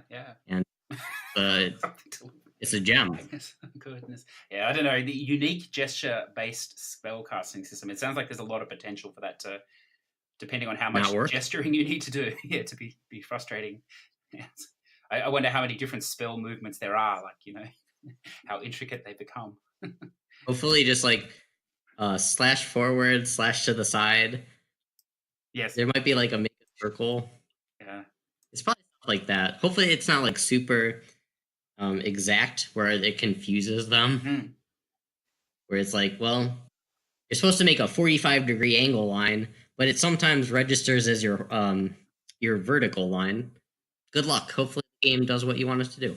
It's PSVR as well. It's a weird position. Have you ever played like a move game where you didn't do the positions that it wanted you to, but the ones you were doing would register more, so you would do them? Yeah. Okay. Yeah. I see. Yeah. Like instead of doing like giant slashes with your arm, you would just like, I don't know, move it from upward to pointing down or something, just like by moving your wrist, and it would work way better for some reason. I don't know. That's some example off the top of my head that I just made up. So I think anything like this, it sort of reminds me of the way I played Beat Saber. I don't know if you've played this on VR yet. So where you got the two moves and you're sort of slicing up the objects, squares and cubes. I have not. It looks like a good game. It's a lot of fun. Like But, it gets to the point where you just become the human octopus, I think, and legs and arms are going everywhere, and I always like the skill, like you're in control until you're not in control in these games because it gets faster and faster, and then you just realize you're just flailing around like I don't know, an octopus or something. So I sort of like that. I hope that there are some really advanced magic moves in here that require sort of legs, arms, and head rolls or something. But we'll have to see on that. So I'm going to make an executive decision here and change the running order because we're running at a great time here already of an hour and a half, which is awesome. Why don't we delay the topic of the week? I know this is yeah, that sounds good to me. I think I mean we're already an hour and a half, so yeah. And I think what we'll do next week is we might cut down the other segments because this will be a good topic in itself. Just to give you an idea what it's going to be, we're going to talk about the number of short games that are coming up. We've done a little bit of research on a couple of the prominent port houses, and I was shocked personally by how many platinums it adds up to across the number of games. The number of games is not massive necessarily for the number of platinums with all the stacks, and therefore maybe the devaluation of trophies, which I know is a interesting. AKA, you don't have to finish games any longer. Yeah, because Trophy Apocalypse has hit. Yeah, and I look by next week there'll probably be another 20 we can add to that list. So, probably. I wouldn't be surprised. It's only getting more. So, shall we just go straight across to our spam games of the week? Spam of the week. All right. So let's bring up the list. This is always fun. Have you seen anything so far? Well, I see your list. Yeah. Or do you want to do one of them, or have you seen something that interests you that you want to? Let me bring up the recent releases real quick. So, Ghoul Boy is not spam, is it? Well, I mean, it's not going to be long, but I think it's quite good. I mean, yeah, I think you're going to like it. I like the art. Oh man, well, the art on this like cover image here looks awesome. Not the actual game art. the Ghoul Boy. I don't know. Image above the trophy list. Yeah, no, it's spam in that it's going to be short. Maybe 5 hours, maybe less once. Well, I don't know. I don't know if I consider that spam at this. No, well, it's quite possible it could be less. 15-minute things to compare. I think 5 hours is a okay amount of time. Right. I'm sure there'll be times under, like by the time it's got general released, it'll be like 2 hours. Someone will do it in that 2 to 3. So it's one of those sort of games. I'm sure especially there'll be a few stacks, so you'll get quicker as you go. A lot of gold trophies in that game too, I think 11. So lovely. Yeah, games have been moving towards the let's make them all gold strategy. Yeah. When the game runs for 15 minutes, there's only so many things you can do for a trophy, isn't there? So they've got to get those points in there somehow. So there, what else have we got? So we got the flowers VN. Did you see this? So this is all those little Japanese flower games combined in one. Even being all those little Japanese flower games, little is a good word. Those are like a half hour long, and I think minimal effort too. I think those are ones where you're doing like, I don't remember, but I feel like those are ones where there's like 10 choices in the entire game. Yeah, I did. There is a guide, or someone's just stuck together the four games guides, which is probably more likely what happened. But Yeah. anyway, good luck to you. It's still a guide. Take the point. So I noticed just looking at the fastest achiever time, someone's done it in 1 hour and 2 minutes. So congratulations for save manipulating and not earning trophies as you go, and then doing them all at once. That's awesome. But I don't know. So the times, they branch out to 3 to 4 hours. Maybe it only takes that long. I don't I think know. maybe I 2 mean, to 3 hours is more likely than 1 hour, because most of the time seem to be around the 2 to 3 hour mark. Could be. could be. Who knows? I don't know. Like I said, I don't remember how long those were exactly. But I mean that's spam. That will count definitely. What else have we got? We got this peasant night game. I'm just might have mentioned this before. I bet you this is going to be a very, very easy, quick thing along the lines of Daggerhood and whatnot. It's a rat game, isn't it? So, yeah, another rat game. I mean, who knows when it'll come out, but it might be next week. It's been on the list for a while, hasn't it? So we shall see. What else we got? Heroes Trial Asia is out, the Asian stack. So that game's like 20 minutes at best. That'll be 2. Yeah, because you don't have to finish it, right? I think you do finish it. Yeah, no, you do. There's only like 6 sort of levels, I suppose you call them. I don't know, 6 areas.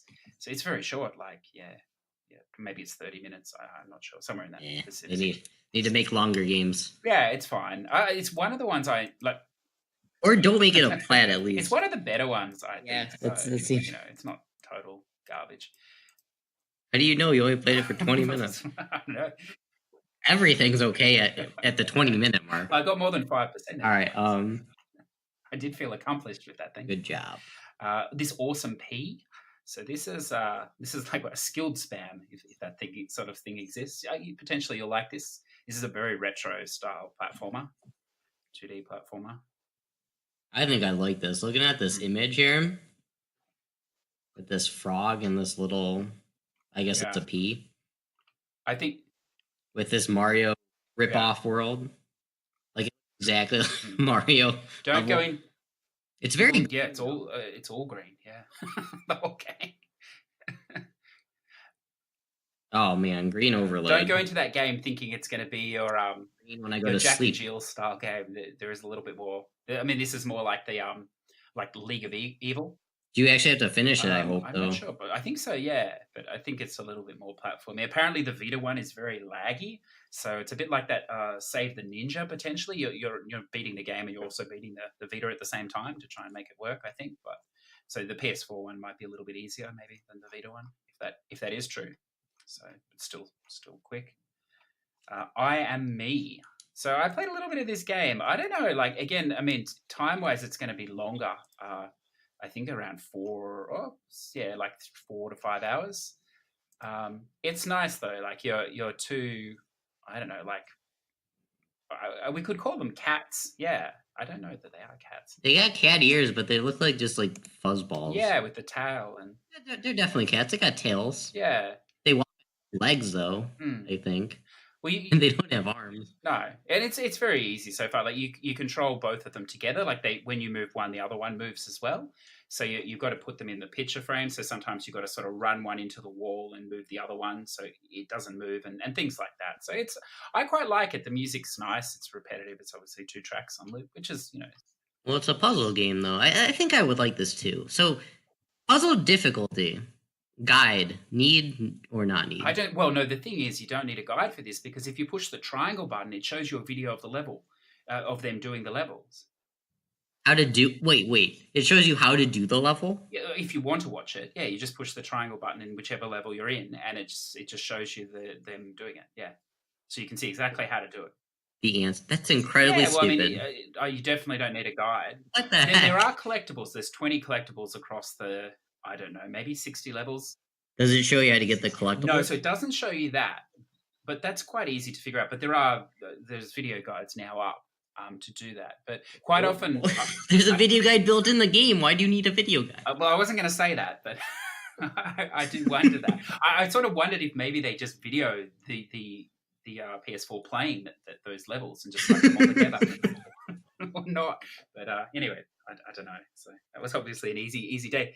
Well, I mean, if we're making video guides for Yeah, Nekapara, that's I cool. mean, That's right. It was an easy day in the video guider world, So they like going to work that day when they found the triangle button there. I don't know, but I don't know. They do. If you're having trouble with the collectibles, then check out the video guide. It seems to me to be one of those games where maybe some of the collectibles you can't get at the same time as you finish the level.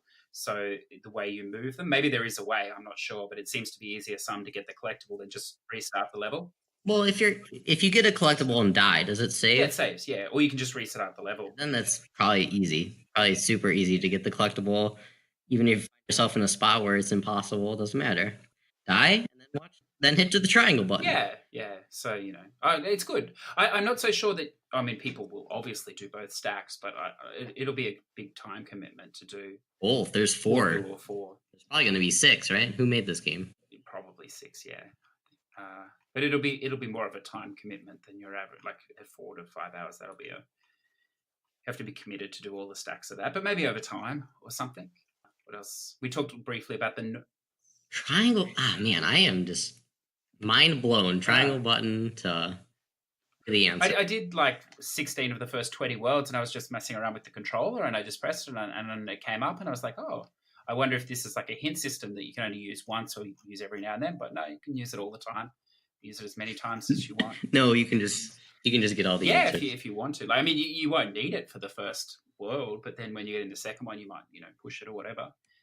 But I mean, it saves bringing up the video guide, I suppose. So if you get stuck, good for you. But what else have we got? That Nora Princess and Crying Cat 2. That was very quick. I think that was like an hour, maybe an hour and a half. VN. But there hasn't been a lot. Yeah, this week was actually not too bad in the spam department. And we got a game that tells you how to beat the game in the game. Yeah. We didn't get like I think Peasant Knight though. I'm thinking Peasant Knight is going to get another 4 list, and it's going to be ridiculously easy. Yeah. Doesn't look like. I mean, that Ghost of a Tale, this trophy list is there, but it doesn't look particularly easy coming through. I mean, the Ghoul Boy will be quick.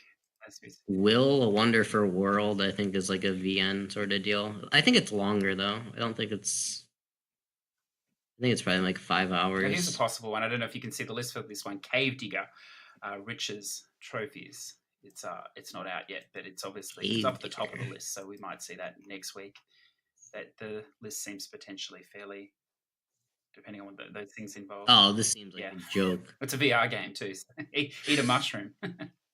There you go. Why not? Poke yourself in the eye with a candle. Launch yourself in the. This is a good trophy now. Explode in hand. Let an explosive explode in your hand. Do you actually get the trophy image is like a pirate hook? Do you actually get a pirate hook for the rest of the game if you do this? Oh, wouldn't that be fantastic? Oh, look at the last trophy. End useless tech. Unlock self-referential irony mode. See, so these people are having a joke within themselves, aren't they? That's fantastic. They're not even taking themselves seriously. They're just, They're not taking the trophy list seriously either if they're making. Well, I mean. Well, that's what I mean. Not taking the trophy list. They're taking the game serious, I'm sure, but not the trophy list.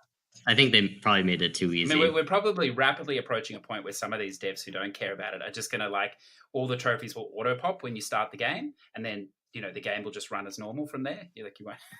They can't even be bothered to line them up with activities. Hey, like I said, some of these games where you only got to play 10%. Who knows if the other 90% even works? Yeah. I'll also throw out there, we speculated, or actually, I just remind you speculated that the occupation would be an easy plat. Yep. How many people have platted that so far? It looks like 0 on both stacks. Percentage is very low. So hold on. Well, let's see. Wrong. Yeah, it's very, very low. Well, there's no one that's played it though. Why is that? That's not that shocking. There's 27 people that have played this game. Well, it's already been patched. There was something going on with it at launch, but supposedly that's been cleared out. But it is a first-person view puzzler, and it's a very interesting. So it's English narrated. Very interesting sort of potential story coming on. Like it definitely sucks you in, like a sort of a Sherlock Holmesy with a modern twist type thing, but. I don't know, that it's not very clear what's going on. Like the puzzles are not very clear. Finding the stuff is very vague. So I think once there's a guide done, it probably will be quite easy. But if you're starting it, it's interesting, definitely. But yeah, I don't know. Yeah, well, that's what I was thinking. I'm thinking once the guide is out, you're gonna get all these collectible ones. Unless they're glitched, no one has all the collectible, any of the collectible Yeah, trophies. I mean, the way the game works is I don't think it necessarily tells you it's a collectible. Like you can pick up everything, like these letters everywhere and stuff like this, and it sort of says you can keep them, so you put them in your inventory, but it doesn't say now you've got a collectible or you've got one of whatever. Like, so it might be difficult to even know what is. Ugh, I hate that. Yeah, what is and isn't. You can't even. Yeah, can't even tell. Like, oh, I made progress towards this collectible trophy. I played some VR games like that. Well, it's not a VR game, which is weird. I think it would have been better. I don't think it is. Well, I didn't play it in VR. It would definitely maybe be better in VR, I think. Yeah. So, I mean, the week is quite light. You know, you can carry on with Kingdom Hearts, I think, this week. I think you'll be okay. I'm playing Creepy Road after this. Sorry, you got 2 stacks of that. That's potentially long spam. Yeah. And then some Kingdom Hearts. That's good. Well, is there anything else you'd like to throw in today? No, I think that's it. We're gonna not stick with we're trying to make episodes an hour and a half. Yeah, we're definitely going to try. You know, when we started this, I thought like talking for more than an hour would be challenging, but it's actually talking for less than an hour is challenging. It's challenging to it's challenging to not talk for 2 hours. Yeah. But, you know, if you're surviving this long, you know, congratulations, well done. You should feel accomplished. It's a massive achievement to survive this long talking to 2 people. That or they just skip to the end. That's true. You know, where they can hear us. So just on that note too, we finally got launched up on iTunes. So that was a good experience. We're up there. Apparently we're also on Spotify as well. We're still available through SoundCloud, and we are also on YouTube now. So I think we've got like everything covered. We've got enough things covered, I think. And the views are going up there. So it's great, you know. It's definitely been a good experience. I'm enjoying it so far. I don't know. Hopefully Unknown is enjoying it, or is at least tolerating it. I'm enjoying it. Yeah, it's good. It's good. You're doing all the hard work. You're doing all the editing and whatnot. That I would not be enjoying. Yeah, look, it's all quite fun. So I mean, you can find us on any of those things. If you are listening and you know you sort of like it, or at least you can tolerate it, or you know you're putting it on in the car or when you're grinding a game or something, and you wanted to throw like a star or 2 on iTunes in the review, you don't have to write anything, or the same, or like, or whatever else, or a dislike on YouTube if you're like one of those people. Go for it. It doesn't worry me. A view is a view.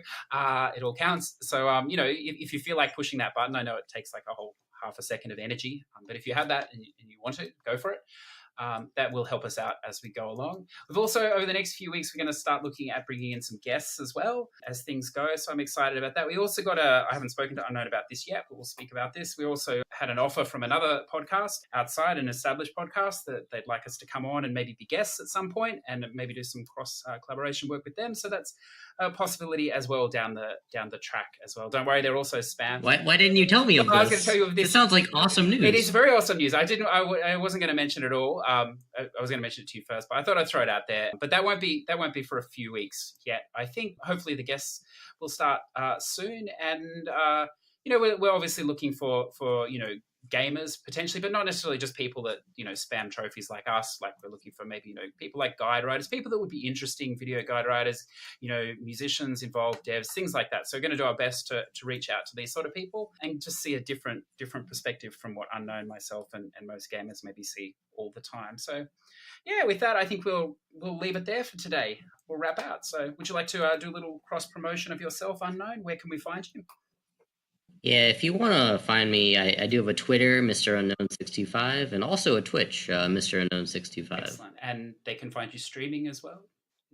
Yeah, well, Twitch. Usually you stream on Twitch. I mean, if you just want to watch the VODs at the end too, that's fine with me. But yeah, stop by sometime if you want to. Yeah, cool. And this week you'll be doing some Creepy Road and Kingdom Hearts and maybe some other stuff, I imagine, as the week goes on. So yeah, cool. Or I just work a lot. And There's nothing wrong. There's nothing wrong with that. Yeah. If you want to catch me, the easiest way to do it is through one of our podcast servicing apps or emailing us at pushtoplat@gmail.com. That'll do it for today. Thanks for listening. We will see you next week. All right. See you, everybody.